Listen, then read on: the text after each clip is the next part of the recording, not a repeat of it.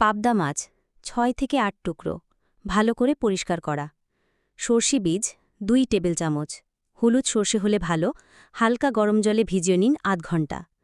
পোস্ত দানা 2 টেবিল চামচ, ভিজিয়ে রাখুন আধ ঘন্টা। কাঁচা লঙ্কা 4 থেকে 5টা, হলুদ গুঁড়ো 1 চা চামচ, লাল লঙ্কা গুঁড়ো হাফ চা চামচ, ইচ্ছে মতো। সর্ষের তেল 5 থেকে 6 টেবিল চামচ, লবণ পরিমাণ মতো, কালো জিরে।